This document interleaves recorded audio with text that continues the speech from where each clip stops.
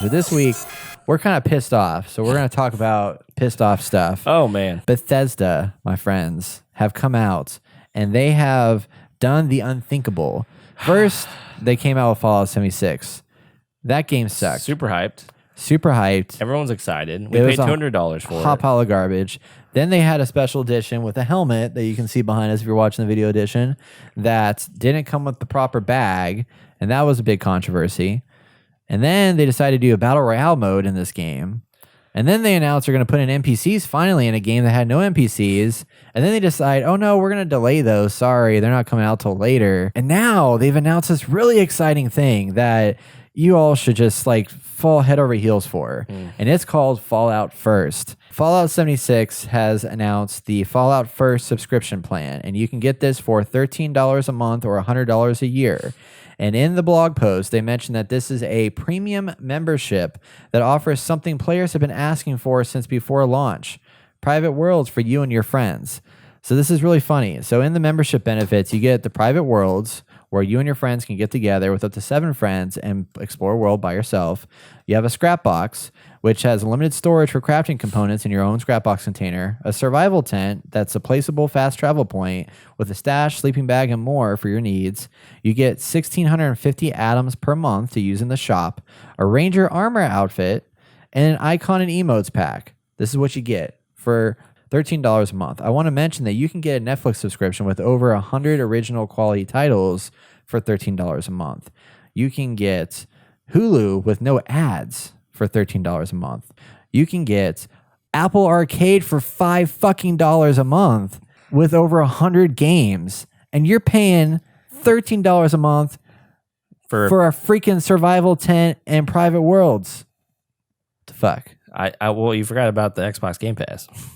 Oh, that's holy shit! $5 on PC gets you a plethora of content, or $10 on the Xbox. Backlogs, AAA games that are out this year. The Outer Worlds, which is made by the original makers of Fallout, for $5. Dude, literal monkeys must have been in that conversation, be like, "We should do this." Oh my gosh. What the fuck are they thinking? It's so bad. Now, the funny part about this is that fans of Fallout 76, the few that still exist in the world, have been asking for private worlds forever. Why? Because they want to mod it, right? So they brought out private worlds. But the things that people have wanted in the game that should have been in the game from the start are in the game behind a paywall. Bethesda's got going on this year is Doom Eternal. I just read it was delayed. It's not coming out till next year in March. Holy shit. They're done. Oh my gosh. Fallout 76 subscription is broken as shit. That's also there. Private worlds are not private. You get randomly rolled to another world that's already been used by other players. You have the infinite scrap box so you can put all your scrap in. Turns out if you put all your scrap in it, it disappears. You can't get it back. And they're currently working on fixing that. Over the course of its life, it's been updated. And it's just been a consistent pile of complete crap that's on fire, and it will not stop.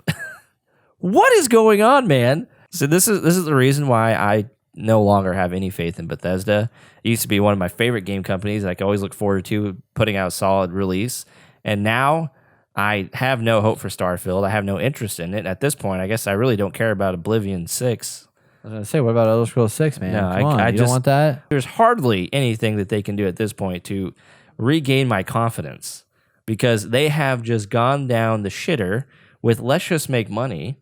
And obviously there's a player base out there that doesn't exist anymore. And so they're like, well, if we want to put these features out, we should probably pay for it so we can have some money to continue funding this game. And nobody wants to do this because since the beginning, these features that they say that the people have been asking for, they didn't want it behind a paywall. They wanted it to be free. And actually, Pete Hines came out and said, you only have to pay for cosmetic stuff and everything else is going to be free and rolled out over time. Yeah.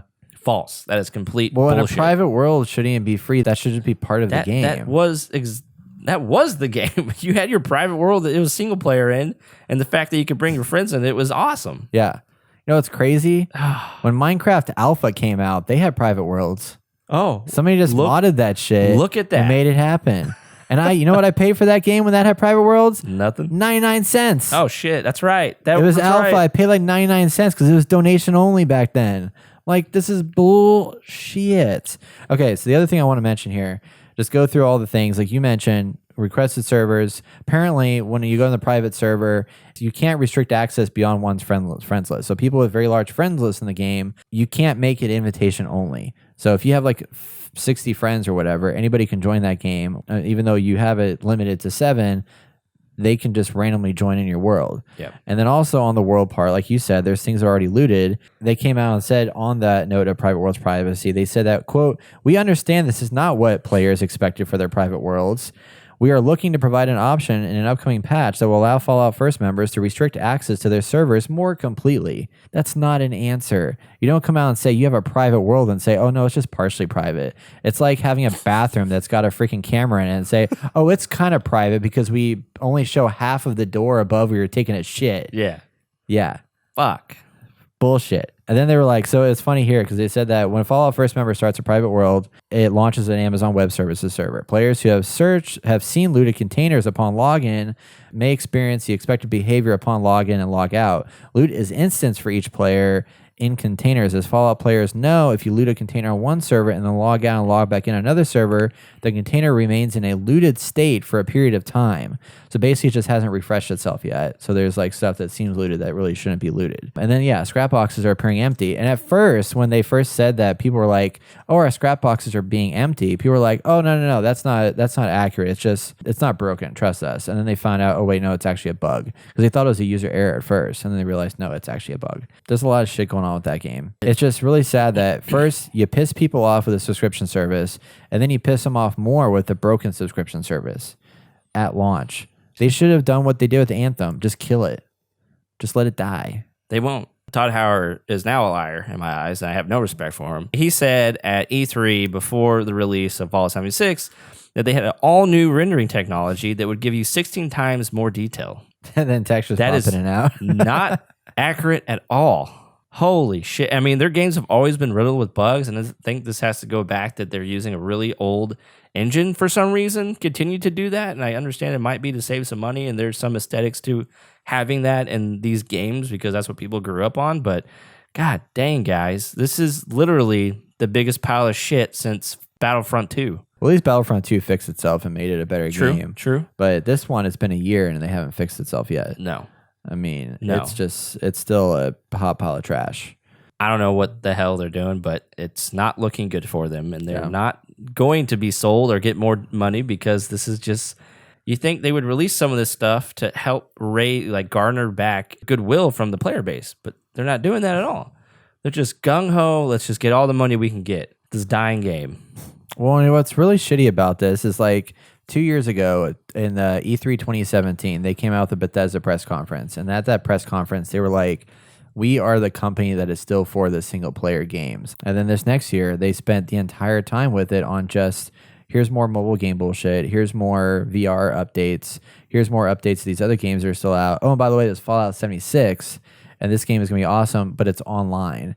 I was excited at the time because I was like, I wanted it to be a online in the vein of Borderlands, 4-player co-op with my friends, right? Not an open world game.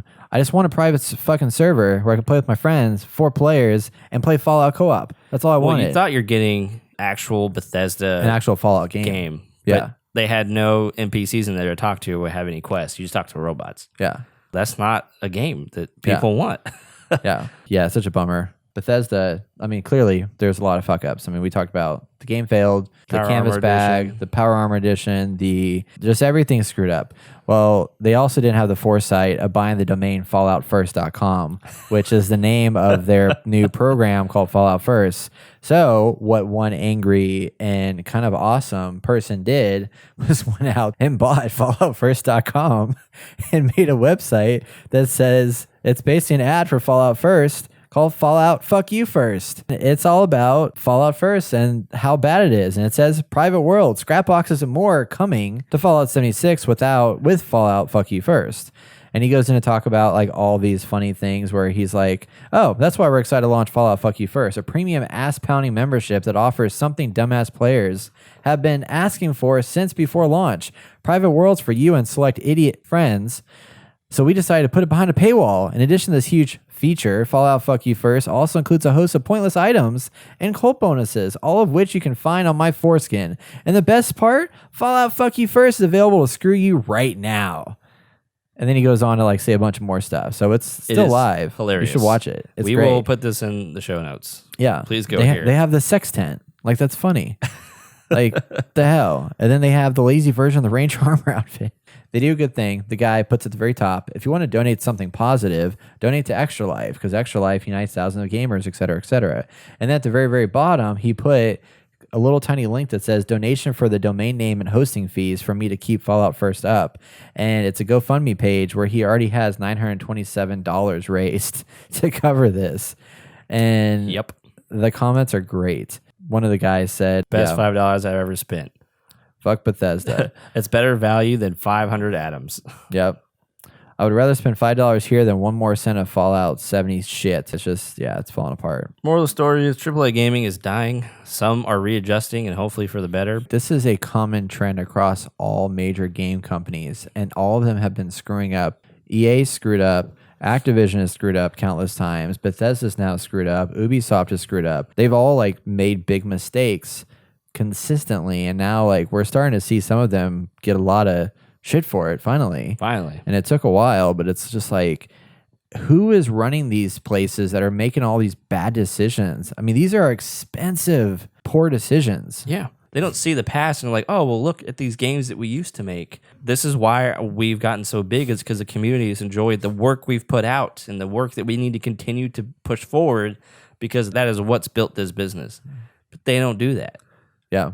I think a lot of the doesn't make issue sense. that's happening is that a lot of these people that have founded these companies are now surrounded by, they've grown, and as they've grown, they've brought in executive level talent from non-gaming industry businesses to run the shop, because they know business and the gamer people don't.